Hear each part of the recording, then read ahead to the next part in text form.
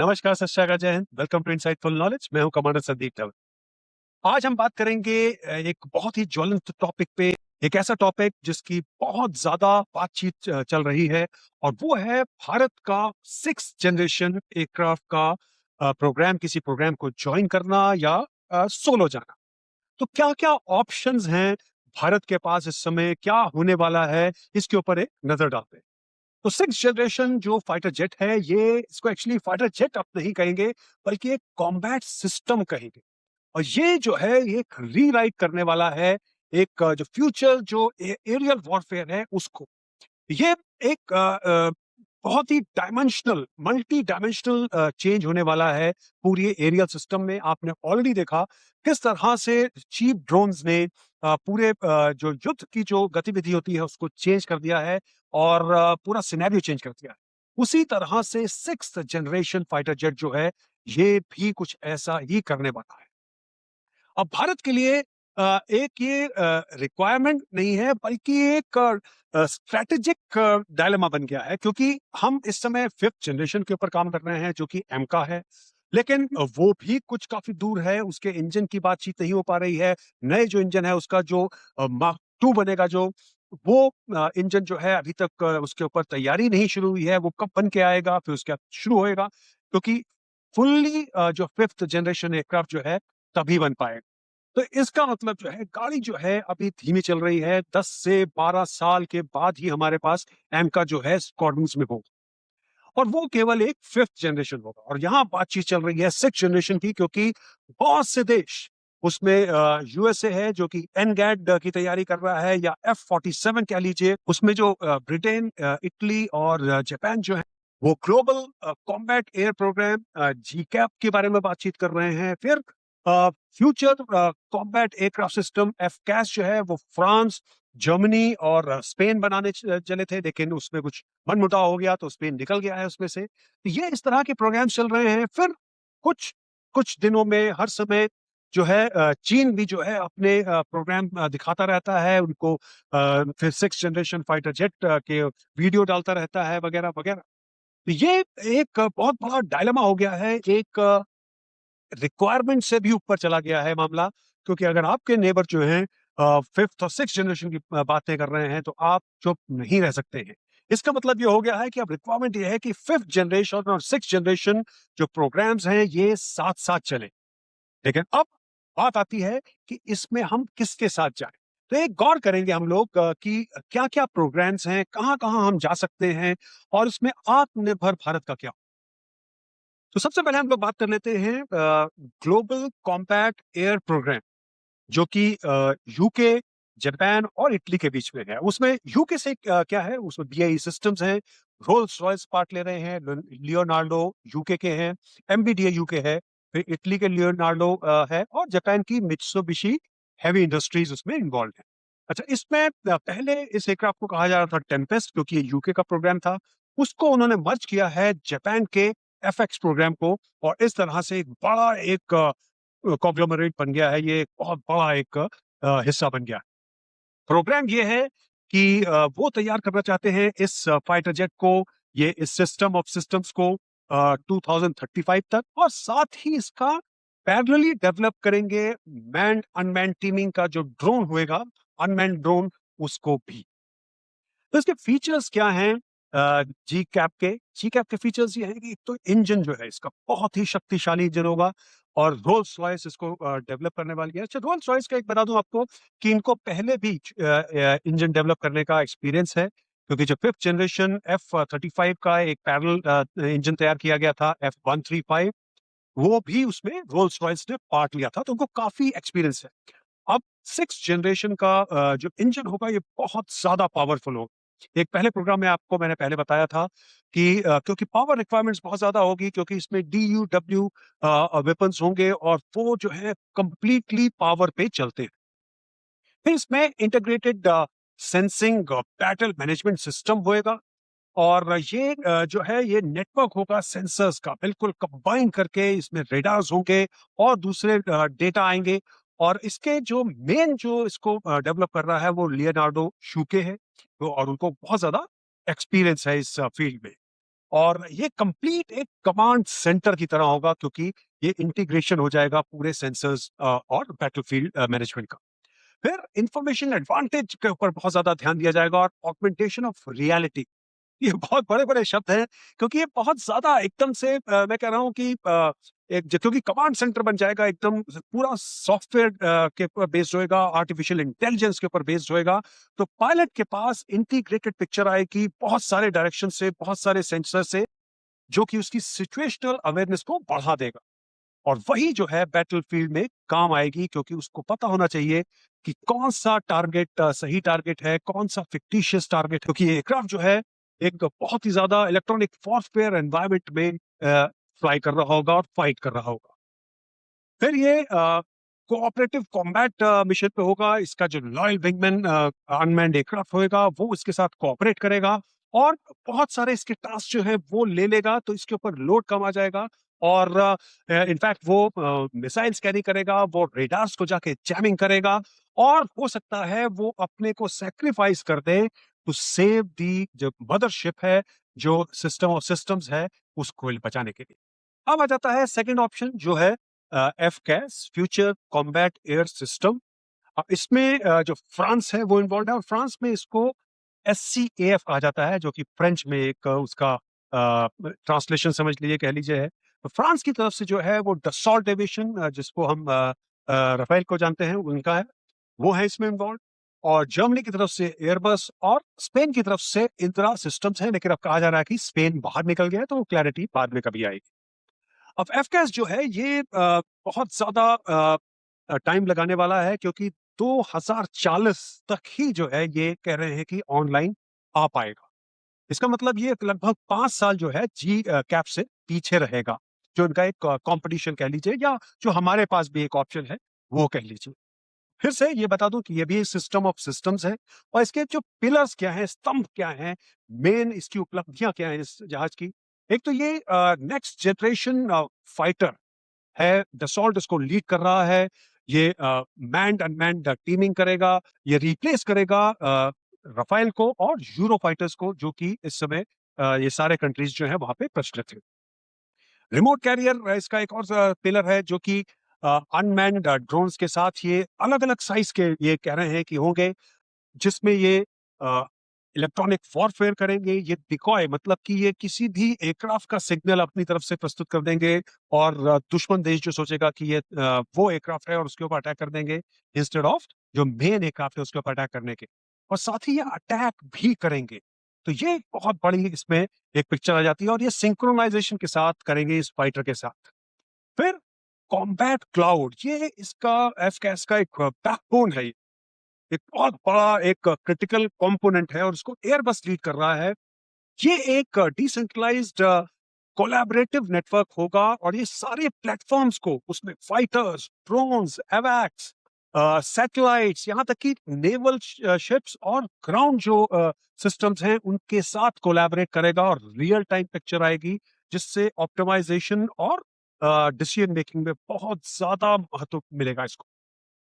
फिर इसका इंजन, जिस तरह से पिछले एयरक्राफ्ट में आपको जी कैप में मैंने बताया, इसका इंजन भी नेक्स्ट जनरेशन इंजन होगा, बहुत पावरफुल होगा। और साफरान, जिसकी बहुत बात होती रहती है भारत में कि हम उसके साथ कोलैबोरेट कर रहे हैं, तो यहाँ पे साफरान और एमट्यू एरे इंजन जो जर्मनी के हैं वो कोलैबोरेट करेंगे, और इस इंजन को एक नए इंजन को बनाएंगे। तो अभी कंफ्यूजन हो गया होगा आपको, आपके भाई ये तो बिल्कुल सिमिलर से एयरक्राफ्ट हैं, क्या डिफरेंस है? अब जैसे सिमिलरिटी की बात करेंगे, तो दोनों ही स्टेल्थ एयरक्राफ्ट हैं, नेटवर्क सेंट्रिक हैं, केवल एक जहाज ही नहीं है। दोनों के पास लॉयल विंगमैन है। दोनों के पास एक्सट्रीमली हाई परफॉर्मेंस इंजन्स होंगे, जो हाई एनर्जी प्रोड्यूस करेंगे।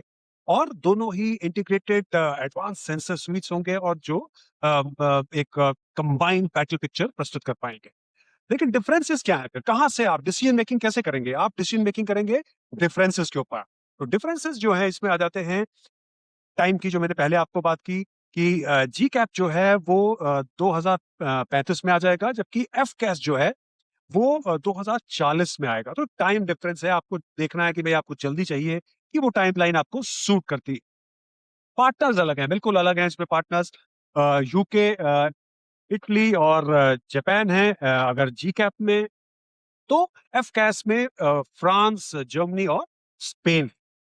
पहले वाले में सारे के सारे जो है जी कैप में F-35 को यूज करते हैं, लेकिन एफ कैस जो है इसमें फ्रांस F-35 यूज नहीं करता है, ये रफाइल यूज करता है। और जर्मनी और स्पेन जो है ये यूरो फाइटर यूज करते हैं, और कुछ कुछ F-35 भी यूज किया जाता है।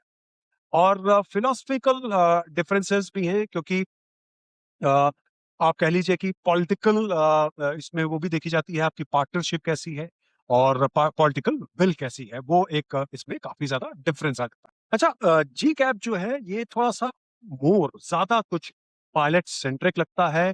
इसमें जो बैटल मैनेजमेंट की जो कैपेबिलिटीज हैं वो पायलट के ऊपर ज्यादा उसमें विश्वास किया जा रहा है। वेयरएज जो एफकैस है ये बहुत ज्यादा महत्वता दे रहा है कॉम्बैट क्लाउड को। इसका मतलब कि अलग अलग क्षेत्रों से अलग अलग जो पिक्चर्स मिल रही हैं, और डिसीजन मेकिंग उसमें ग्राउंड भी इन्वॉल्व हो सकता है और वगैरह वगैरह, तो इसमें पायलट का जो रोल है वो थोड़ा सा कम हो जाता है इस डिसीजन मेकिंग में। तो अब आ जाता है डिसीजन का टाइम, क्योंकि भारत जो है एक बहुत ही यूनिक पोजीशन में है।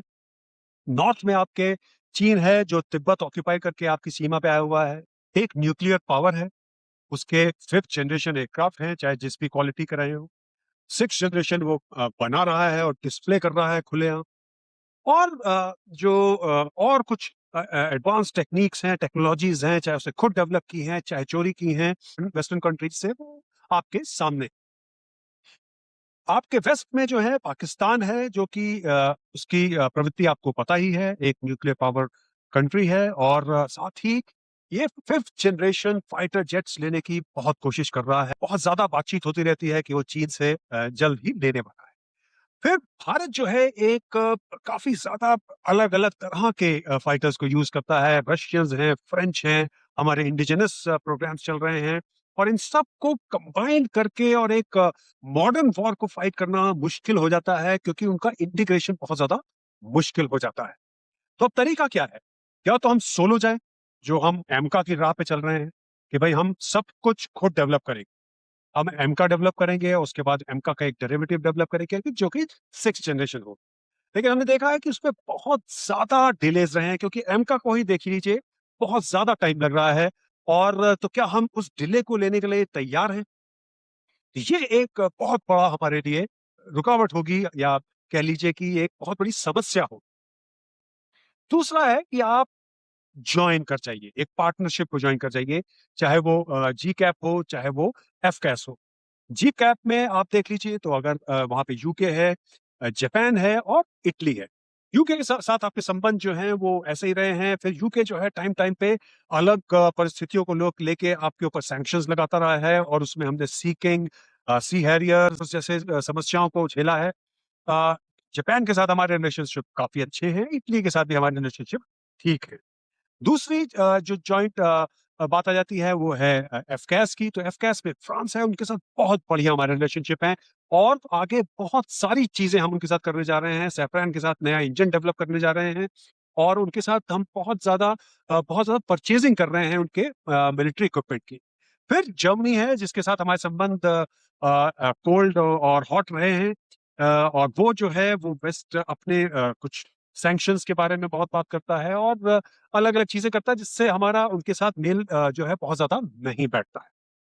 तो ये हमें देख के डिसीजन लेना है कि हमें किसके साथ जाना है। लेकिन मेन जो चीज है इसमें वो है जो आपको मैंने पहले बताई हैं उपलब्धियां, कि जी कैप जो है वो 5 साल पहले आएगा। फिर उसमें सारे जहां जो कंट्रीज हैं वो फिफ्थ जनरेशन फाइटर जेट उड़ा रहे हैं, उन्होंने पार्ट भी लिया है कुछ डेवलपमेंट में। और जो रोल्स रॉयस जो है जो यूके का है, उसको फिफ्थ जनरेशन फाइटर जेट के इंजन का एक्सपीरियंस ऑलरेडी है। और तीसरा ऑप्शन क्या है कि आप कुछ अपना डेवलप करिए और कुछ टेक्नोलॉजी वहां से लीजिए। मतलब कि आपने अगर एमका के ही प्लेटफॉर्म को आगे डेवलप करके उसको सिक्स जनरेशन प्लेटफॉर्म बना लिया, तो आप वहां से उनसे इंजन की बातचीत कर सकते हैं, डेवलप कर सकते हैं। आप सब सिस्टम्स या वेपन स्वीट्स या जो क्लाउड के ऊपर बातचीत कर सकते हैं, क्योंकि ये सब जो है बहुत डिफिकल्ट चीजें हैं, बहुत महत्वपूर्ण भी हैं, और इनका इंटीग्रेशन बहुत ज्यादा इंपॉर्टेंट हो जाता है। लेकिन उसमें क्या होता है कि आप ऑटोनमी, मतलब कि अपनी जो पहचान है उसको भूल जाते हैं, क्योंकि आप उसके बाद फिर से उनके दबाव में आ सकते हैं, क्योंकि कोर टेक्नोलॉजी आपको कोई भी नहीं देगा अनटिल अनलेस आप उसके मेन पार्टनर रहे हैं उस डेवलपमेंट फेज में। तो फिर से एक बार दोहरा दूं कि भाई स्ट्रैटेजिक जो ऑटोनॉमी है उसको आपको ध्यान में रखना है, क्योंकि आप किसी भी देश के साथ जाएंगे तो इसका मतलब है कहीं ना कहीं आप उनके ऊपर डिपेंडेंट हो जाएंगे। चाइना फैक्टर बहुत महत्वपूर्ण रहेगा, क्योंकि भारत को चाइना से हर समय खतरा रहेगा। उनके J20 और J36 जो नया प्लेटफॉर्म आ रहा है, डेवलप हो रहा है और उसकी शोबाजी करते रहते हैं, वो हो गया है। फिर बजट कंस्ट्रेंट हमारा बहुत ज्यादा रहेगा, क्योंकि हम तेजस प्लेटफॉर्म पे काम कर रहे हैं, फिर हम एमका के ऊपर काम कर रहे हैं, तो डेवलपमेंट फेज में बहुत ज्यादा पैसा लगता है और बहुत ज्यादा बजट होता है। और यही कारण है कि हमारा जो कावेरी इंजन है वो सक्सेसफुल नहीं हो पाया, क्योंकि हम उतना बजट उसके ऊपर नहीं लगा पाए। और टेक्नोलॉजी ट्रांसफर जो है वो एक मुद्दा रहा है, क्योंकि हमने साफरान के साथ पहले भी पार्टनरशिप की थी और उनसे हमने फिर पार्ट किया था बेस, क्योंकि टेक्नोलॉजी ट्रांसफर वहां पे कुछ मतभेद हो गए थे। और इसी तरह से जो 5th जनरेशन फाइटर जेट है सूट 57 जो रशिया के साथ हम मिलकर डेवलप कर रहे थे, उसमें भी हमने काफी पैसा खर्च किया, लेकिन वहां पे टेक्नोलॉजी ट्रांसफर की बात पे मनमुटाव हुआ और हमने अपने अलग अलग रास्ते लिए। तो ये मेन मुद्दे रहेंगे आपके सामने डिसीजन मेकिंग में कि आपको क्या करना है।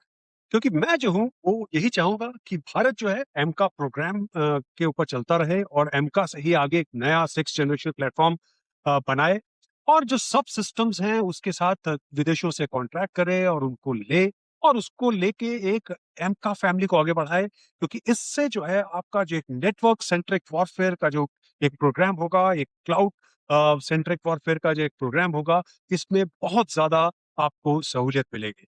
और इसमें आप पार्टनरशिप इन कंट्री से कर सकते हैं और इनसे सब सिस्टम्स ले सकते हैं।